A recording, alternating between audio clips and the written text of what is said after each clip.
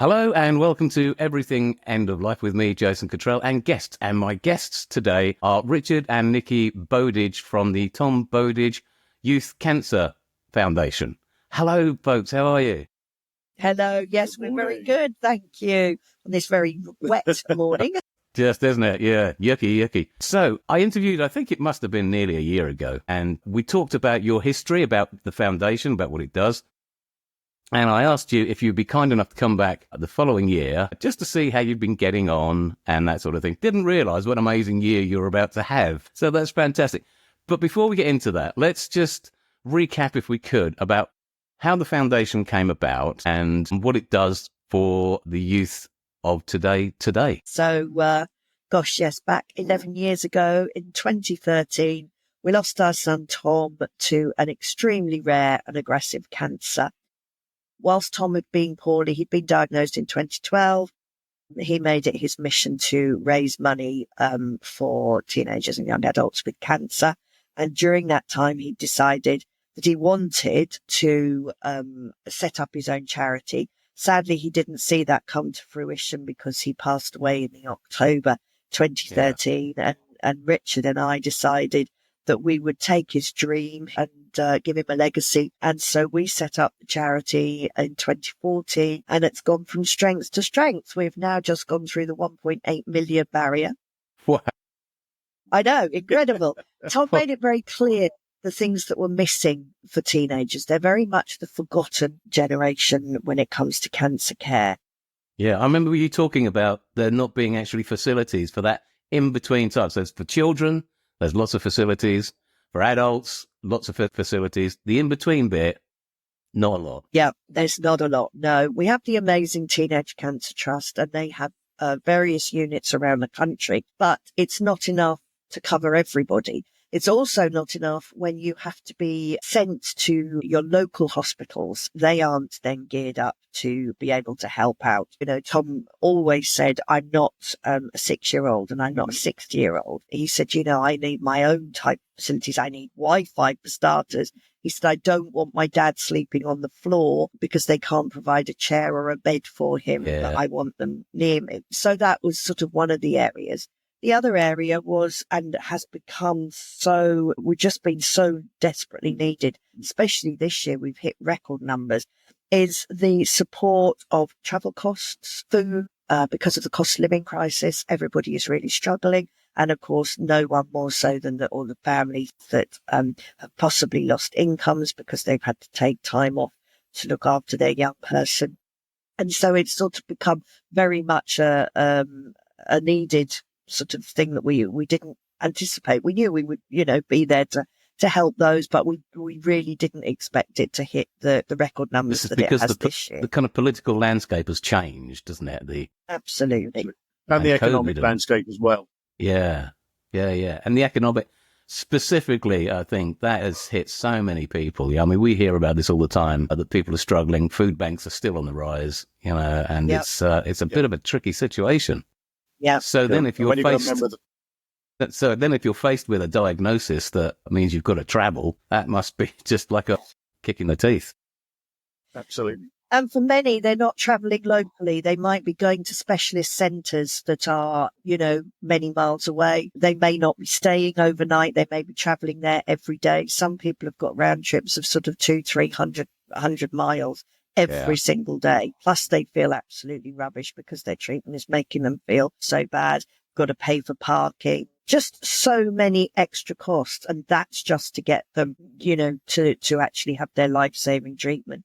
Yeah. We had 2 young lads, I may have mentioned before, that we discovered were having to make a decision between, and these were separate cases, a decision between whether or not they were going to pay their food bill and have food that week, or whether they would pay the transport to get to the hospital, and they chose the food. And you just think, but you need your treatment in order to keep you alive. We shouldn't be in this situation. I was just going to say, it's crazy, isn't it? That we are, one of the richest countries in the world, and we're with a free, supposedly a point of delivery NHS, and yet with all these hidden costs, that's just really unfair. I think, the fact that there's a need for a charity like yours is, a bit shameful on our society, I think. Yeah. I think they've done some research. It's an extra £750 a month per family that has a young person diagnosed with cancer that they have to find. And so many people, I've got a young mum, she works in a supermarket, famous supermarket, and she has asked for time off, and they have said, but you haven't got the cancer. Your child's got the cancer, and therefore, no, you won't get paid leave. So it's not living compassionate leave, is it? It's just, Exactly. No. When Tom was in hospital, we had one mum who she applied for it, and they said you can have as many unpaid days off as you like. That's so she resigned, and that's often the problem. Is, as Nikki's alluding to, one of the parents or a carer may often have to give up work because they're looking after a very, very ill child. So let's talk a little bit about some of your successes, because you've had quite a few. So just give us maybe a couple of case studies or examples of how the charity has specifically helped specific people. You don't have to give any names or anything, GDPR and all that jazz. Yeah, no, absolutely. There's one young girl that we helped. We quite often give laptops and IT equipment because not everybody, has their own. And one of the things that these young people are so determined they're going to beat their cancer, but they can't see what their future is going to look like.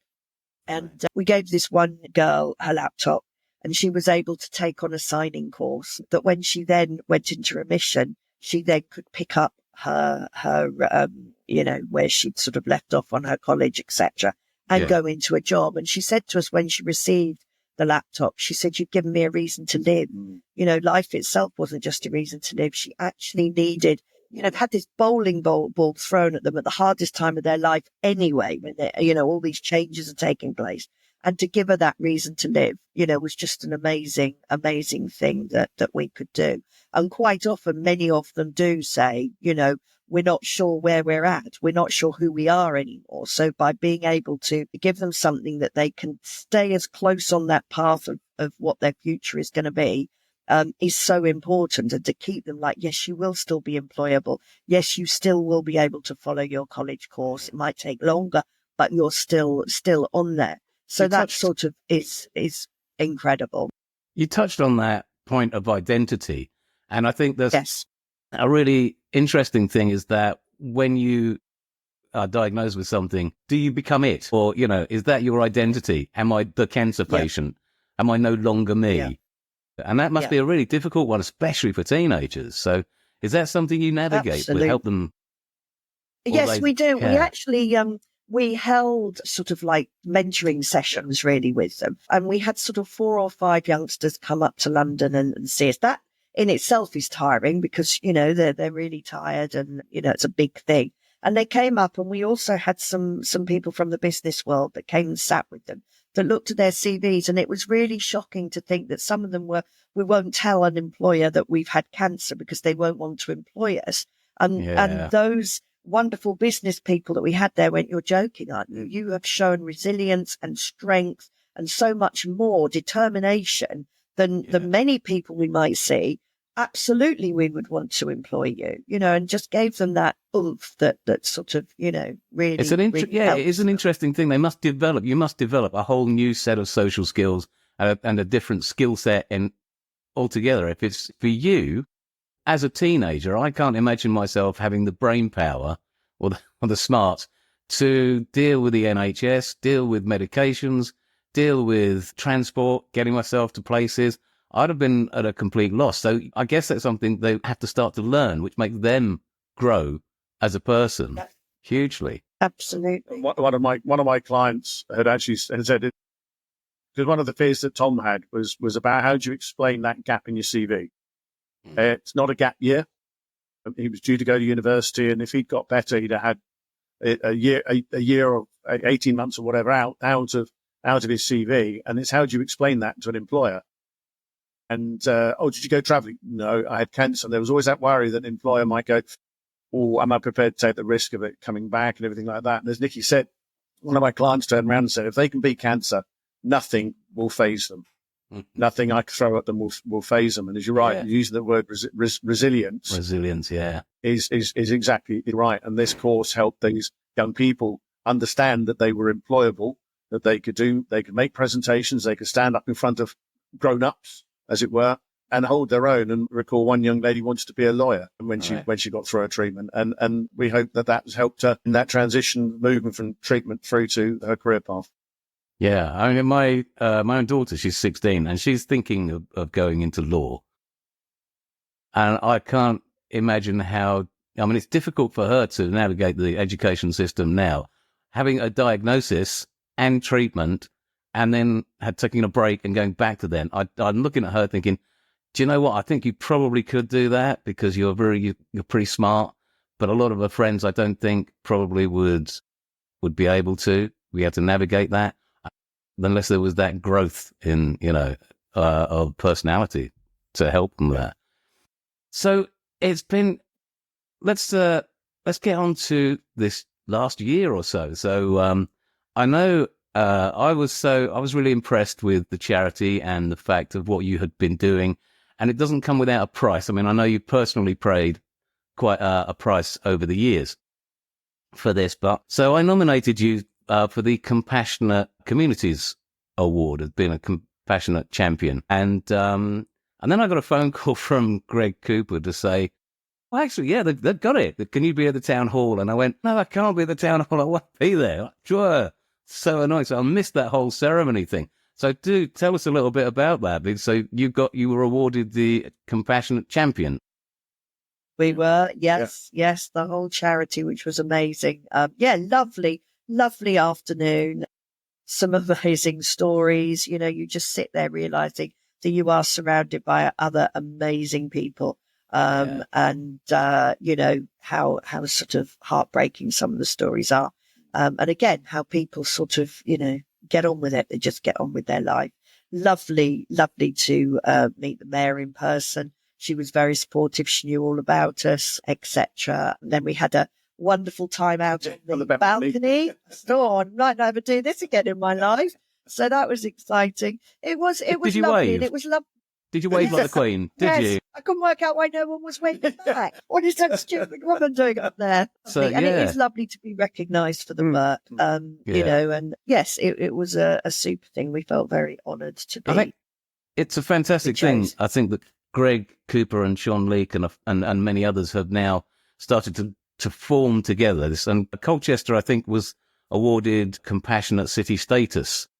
So now it's really nice to see people getting recognised for the work that they do officially, because we know out there are so many people doing such amazing work, from people looking after their own relatives to people like yourselves creating charities to help look after other people's relatives, and so forth and so on. I mean, there's another nomination who I want to speak to soon is Joe from Red Line Books, because they started up a cafe called the Death Cafe. And it was because they had experienced, loss, and just opened up the bookshop for people to come once a month or once now and again to talk about it, to support each other. And what a lovely idea. So, it's such a different range of things that people get awarded for. Yes. So you got your award, and simply that because of that, I stood in the Absolutely. Yeah. Somebody's watching. I've got to say this. I was just standing with the kids in the co-op one day, and chatting away, and they were just being all over the place as they are. And then I turned around, and there's Richard standing behind me. I said, "Oh, hello." I recognised your voice before I recognised you. Okay, fair enough. Yeah, stop that. Put that down. Don't touch that. That kind of thing. And I said, "How's it going?" And he just turned around and pointed at the newspaper, the Gazette, I think, and said, "Oh, we got an MBE. Not much happening, really." So that must have been incredible. Incredible. So do tell me about the MBE. How did that come about? They must contact you and say, and you go, "No, it's a spoof phone call, isn't it? This is." Well, exactly. Funnily enough. It worked out our mouths. We both got contacted separately back in February, and I got contacted where they were asking me about Richard, and he likewise got contacted, and we didn't say anything to each other because it says, please don't tell the person. So we didn't. And we both thought to ourselves, this is an absolute wind up, total spoof. They ask quite personal information, and you do all the due diligence of checking, finding them on LinkedIn and everything like that before you actually realise, well, it could be true. We both did tell our daughter. We did both say to her. So she had to hold the secret, but we didn't tell each other and nothing happened. You know, it was like, yeah, I don't reckon that's happening. And then in November, we came back and blow me if there were these very important looking letters sealed by sellotape. I have to say. Sellotape, oh, right. No expense spared. With the king's message on the front. Brilliant. We were funny enough. I'd literally popped in to get something, ran back to the car where Emma was, our daughter, and handed this letter to Richard. I'd got mine. And I said, I think we'd better open this together. I went, what do you think it is? And Richard used a few expletives. I'm still reading it because I'm trying to understand what all the words say. And Emma just went, oh, God, thank God you both now know. Or similar to that. She doesn't have, it's not a family secret anymore. That's just bizarre. Yes, fantastic. like, wow. That's amazing. And yeah, we believe it. And of course you can't tell it. Tell anyone, no. Which is really hard. And we used to, each night, one of us would be Googling something about it online. Yeah. I just need to check, well, what do people wear and when will this be? Yeah. Or I'd come upstairs with a cup of tea and say, good morning, Mrs. Bowdidge. Yes. Yes. Good morning, Mr. Bowdidge. Then we just had to drop, we had to lose it because it was getting so hard. It's like, just forget. Through my slip. And then we had a lovely lady ring us separately. I think she had teams with you. Yeah, from the cabinet office. And then she rang me the next day and asked if we would be happy if the press got in contact. Yes. And then, it wouldn't do the foundation any good at all, would it? Clearly.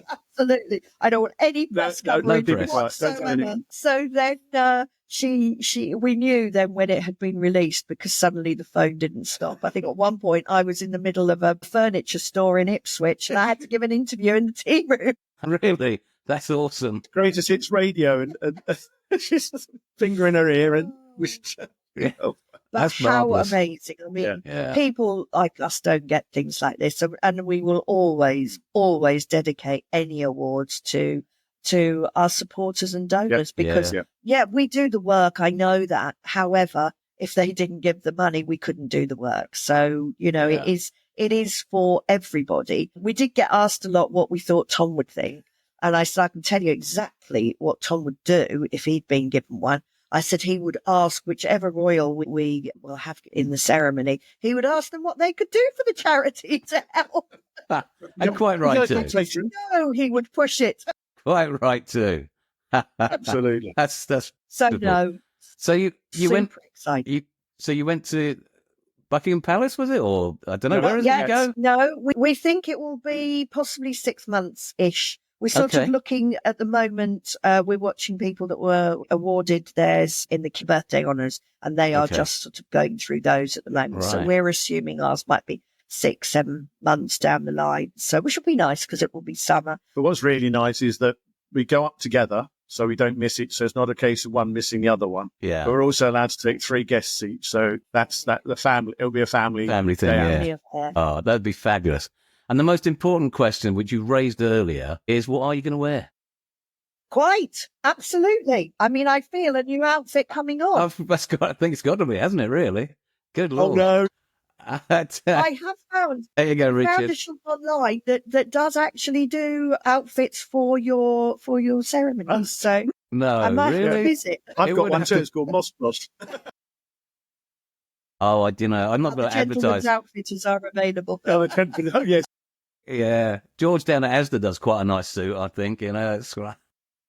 Go on the cheap. I'm going to be pouring in traditional and go tails. Okay. Very good. Very nice. I like that. Yeah. I like that. What we found out recently is we get different, although we've both got MBEs, mine is a T-shaped red ribbon and Richard's just a straight down red ribbon. No, why is that then? The MBEs. I have no idea. Don't know why. So I get slightly bigger one. And then we can buy, then I think we can then get a little miniature one that's like a dress one.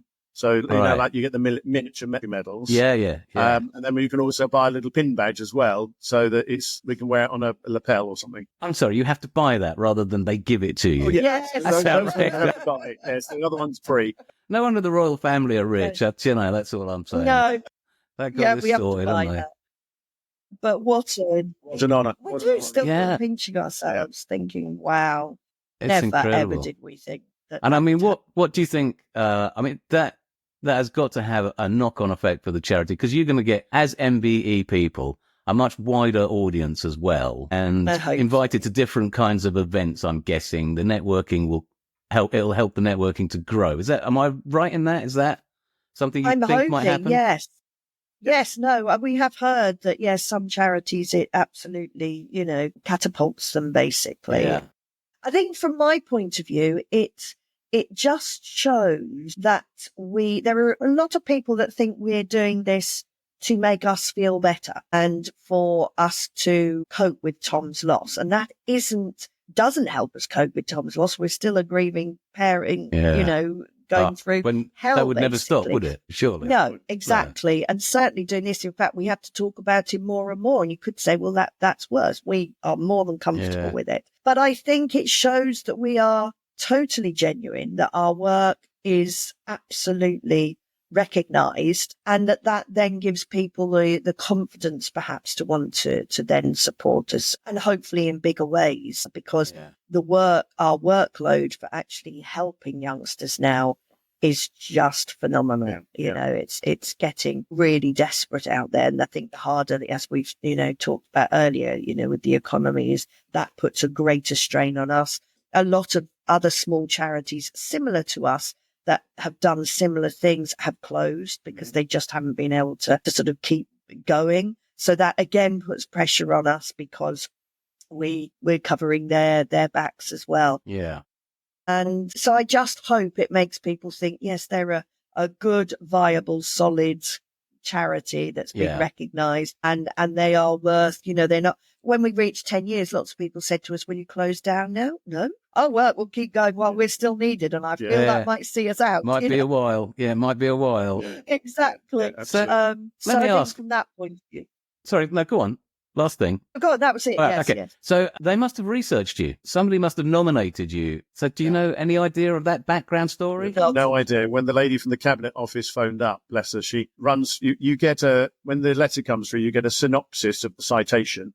And then she phones up to go through the whole citation, which is what's then released to the Press Association. Right. And she said to me, as Nikki said, so I better go and get a box of tissues before I start reading this.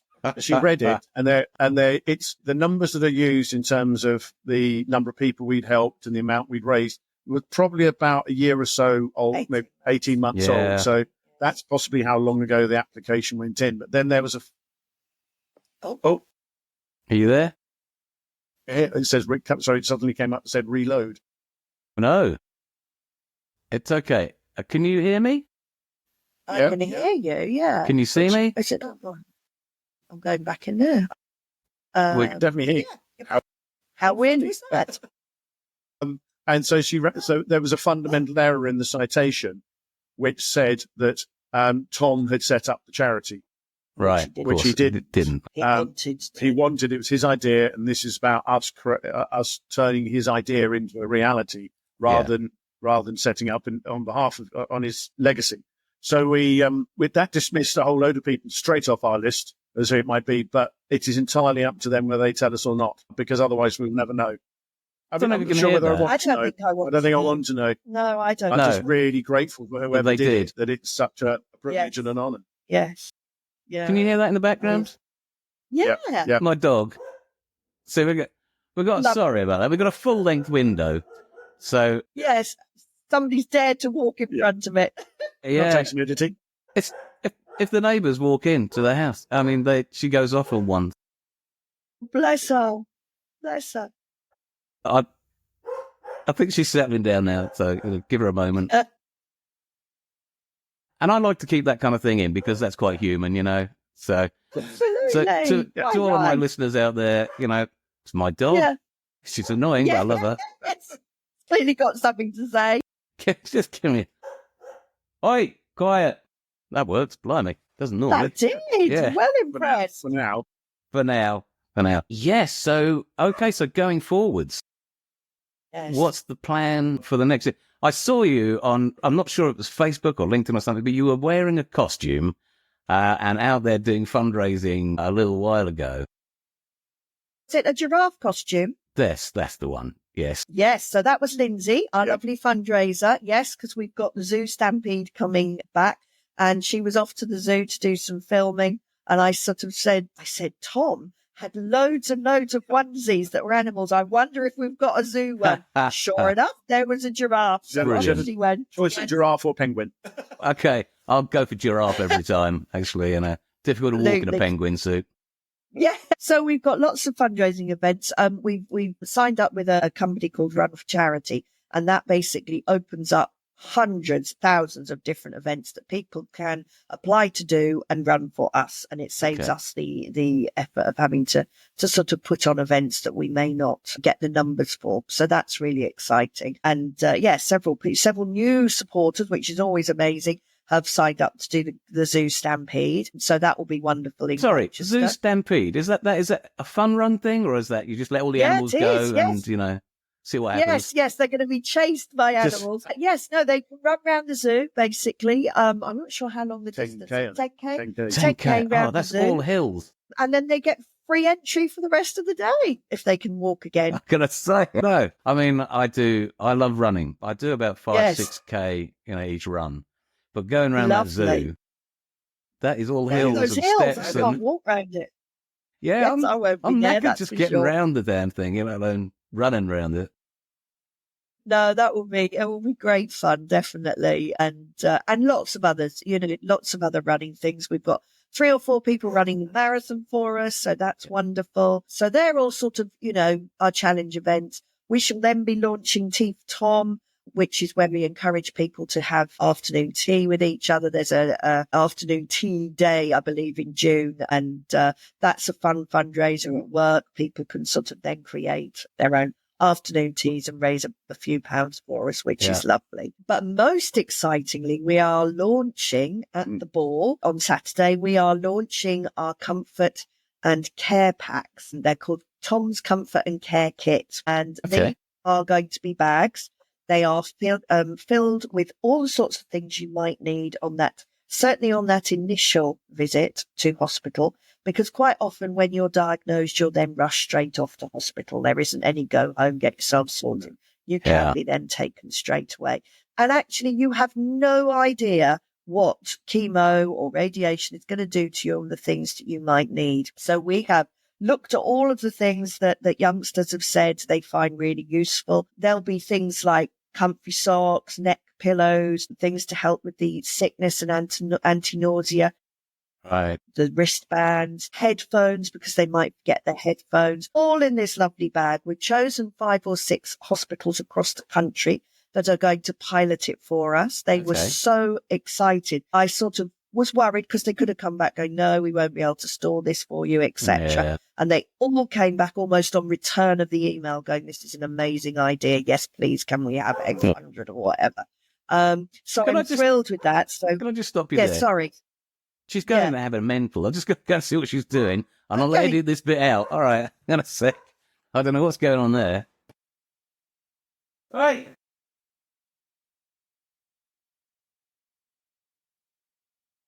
In on the action. Wants to have that last word. Or she's trying to tell you that there's a burglar ransacking the house behind you.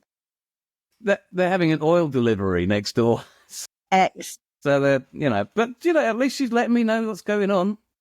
Thanks very much. Yes. Anyway, where were we? Let's get to that. Yes, so comfort and care packs. So yes, the hospitals are extremely excited.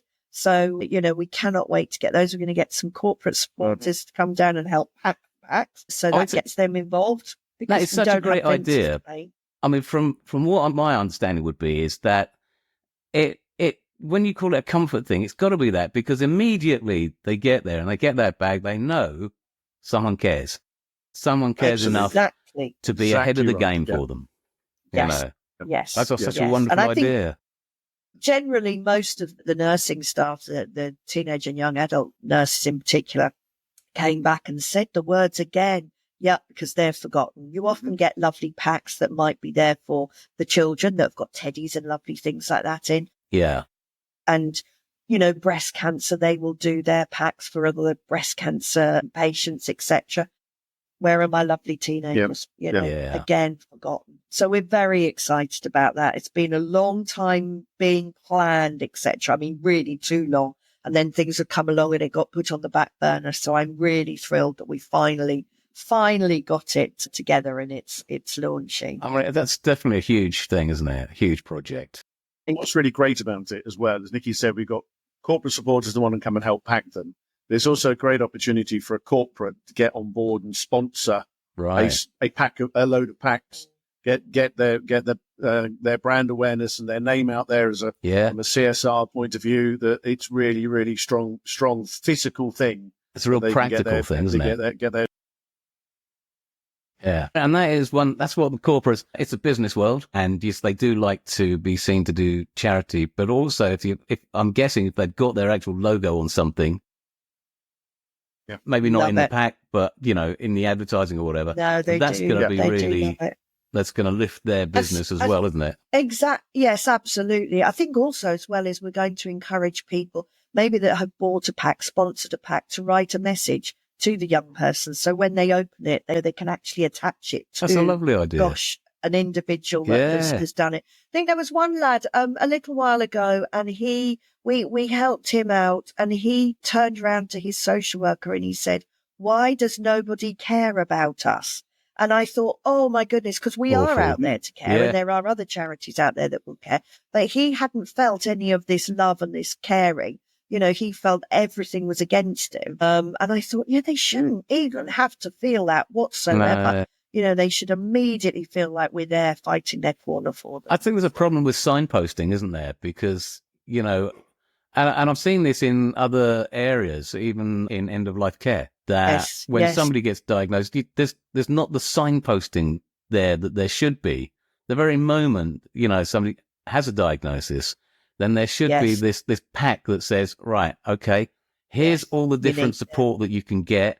Here's the people that can help you find the support that you can get. Yeah. And absolutely, that level of intervention just doesn't seem to be there by itself. I mean, certainly you've got some amazing places like Single Point for the hospice who could just give out great amounts of it. But if you don't know, if you've just been diagnosed and nobody tells you that Single Point's there, then, I was a charge nurse for years and I didn't know what a hospice did. So, if I didn't know, No, exactly.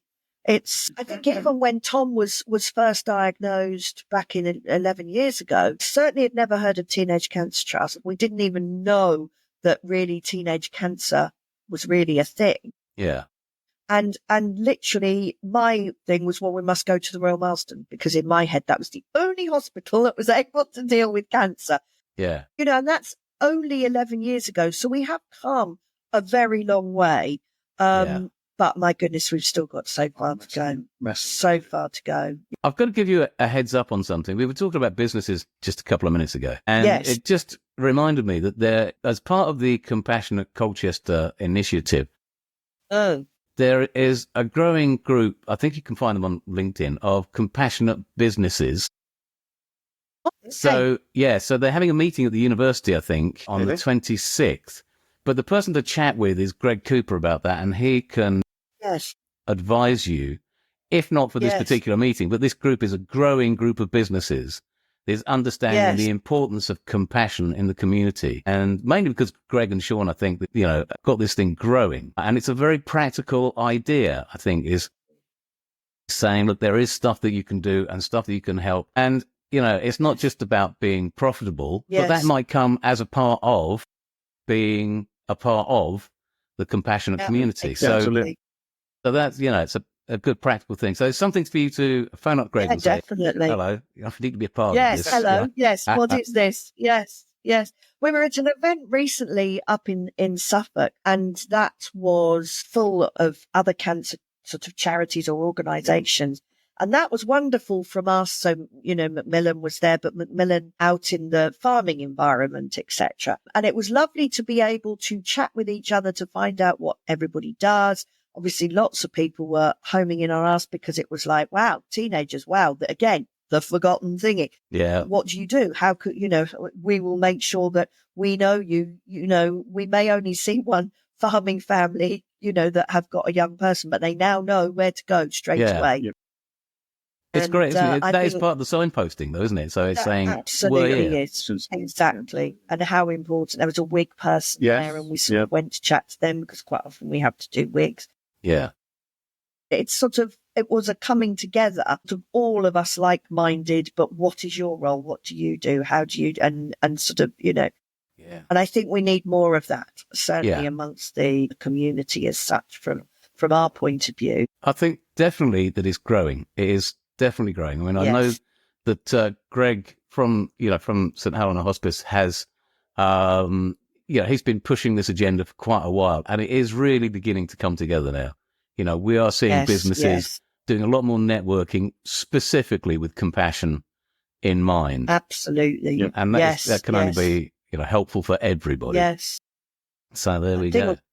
In the business world, you say that quite often people look to see what their CSR is, etc., don't you? My day job working in London, you hear more and more evidential stories of where potential employees have asked, what is the CSR story about the company that they're being interviewed by? It's not always about pounds, shillings and pence. It's about what impact are you having in your local society or your community.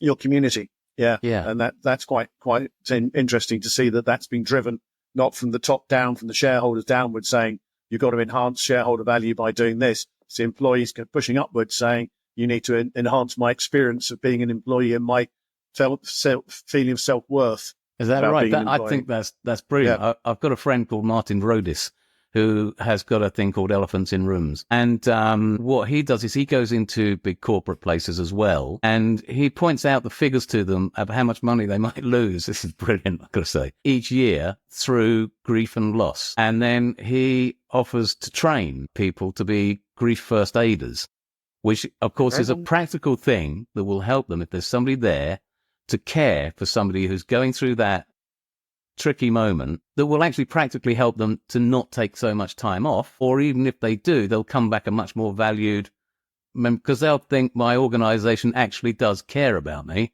Yeah, absolutely. So it's a win-win all round. So I think that's, it's a whole growing area, absolutely. Isn't it? Saying, look, compassion isn't just about people going, bless, it's no. Are you feeling better now? Yeah, it's like anger management and saying, well, just calm down, it's that same thing, isn't it? Yeah, need a bit more than that, folks, I think. Yeah. Yes. Absolutely. And I think also... Sorry, go on. For companies to be aware that I think I've lost you employees again. Are not robots. Oh, you're back. Hang on. I lost you there for a second. I was saying it's also important for employers to appreciate that their employees are not robots. Yeah. They're not lemons that can be squeezed until the pips come out and you then get some more out of Tesco's. They are people that can make a difference. And if you make their experience of being an employee when they're in a time of need that little bit better, their contribution back to you as an employer will be greatly enhanced because of the loyalty they feel towards you. Absolutely. And that's driven me where companies have helped me, whether it be through the direct situation when Tom was ill and Tom died, through to those that are seeing the good that the foundation is doing and want to support the foundation. Yeah. And that's very, very important to me. It is such an incredible foundation. Talking about that, I'm casting my mind back to when I was a staff nurse and in the NHS. And it was quite a while ago, so things have changed and moved on, I'm pretty sure. But actually, there was a great feeling of camaraderie amongst the staff on the ground floor, but an absolute understanding that the management didn't really care. They didn't care about you as an individual, which in psychiatry, you would think would be counterintuitive. But no, so I'm kind of hoping that's changed over the years. But yeah, if I'd felt more valued, that back then, yeah, and people say, well, what career path were you thinking of following, and how can we facilitate that, and yada yada yada. But as opposed to, I've got staff for that world. I can't come for that world, but in the commercial world, I think it is changing. You still hear some horror stories, but on the whole, I got an email from one of my prospective business clients who's saying we're looking at you as a possible charity of the year. So there's more and more of those. You're seeing those. Yeah. And I had a meeting with somebody only last week, and I'm looking. You do the research on the website, and there's a big section about their community payback and their CSR and everything like that. And you think actually that's becoming a bigger part of corporate. And I hope that flows through to the world at large. I think the one thing that it's the fact you just used the words charity of the year. I don't like charity of the year. I like to think of it as a partnership. So for me, it's about charity partnerships because it's a two-way thing. You know, it isn't charity of the year sort of suggests, well, we want your money. Thank you very much. And this is what we do. Whereas actually, I want it to be a partnership between the two, because I think once you involve people and you get them right into the nitty gritty of what we do, why we do it, not what we do, but why we're doing the job we do, that then you get them much more deeply involved. Because, you know, charity of the year, yes, thank you very much. 2025, goodbye, see you again. I'm looking for lifelong people that are. It's like getting a small Oscar. You go, have an Oscar, sod off. Thank you. Thanks very much. Exactly. Yes, that's right. You know, and I think that's so important. I think that has to be the change that we look at if we're going to be able to work with corporates, that we do value them, but so much more as, you know, as what they're there for. Yeah. You know, they're our ambassadors. They're the people that can go out in the world, whoever they talk to, and spread the word about what we do. Quite often when we do go up and chat to them, there will be a story somewhere in the room. You know, my niece, my nephew, my own child, my whatever, that has been touched by cancer in some ways. It's, you know, we're a world made up of human beings, you know, not just employees and employers and the like. Yeah, so everybody's got the stories. Yeah. Listen, it's been amazing catching up with you. I love to see you again. And hearing you get it. And I'm really glad that because of my interview, you got an MBE. That was totally. We've got you to thank. It was 100%. written right at the bottom of the citation. That's very well. I was listening to this. King Charles specifically said, If only that was true. He'd listened to some podcast.